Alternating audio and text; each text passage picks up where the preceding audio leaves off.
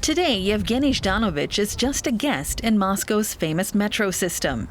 But just a month ago, he worked here as an escalator technician. Then one day, he received his dismissal papers without warning. Zhdanovich says he was fired for political reasons. I was surprised at first, then I felt awful. But then I got angry. Yevgeny Zhdanovich was known as a diligent worker and says his work was never once criticized in the 3 years he was employed by the metro. But his signature on an online petition proved to be his downfall. In April, in the run-up to the protests demanding the release of Alekszej Navalnij, he signed a document in support of the opposition leader. He was just one of about 400,000 Russians to do so. I've never been to a protest. I'm not interested in Navalny as a politician, but as a human being and a citizen of this country. And just like him, each one of us can be subject to the whims of the authorities.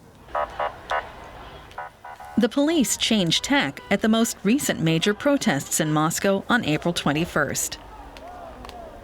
Instead of mass arrests, many activists were subjected to intimidation and punishment days later. This was repression. Many were visited by police after the protests. Some were charged and jailed. Others were fired or thrown out of college. The firing of Yevgeny Zhdanovich was not an isolated incident.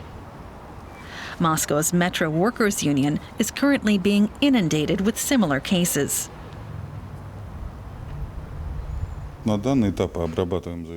We've received more than 40 complaints. But I think there will be even more, about 60 dismissals altogether.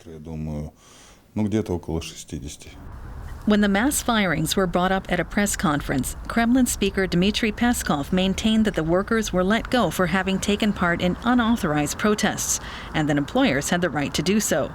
But Yevgeny Zhdanovich claims he has never taken part in a protest. Anyone can make mistakes, but I didn't. I voiced my political opinion.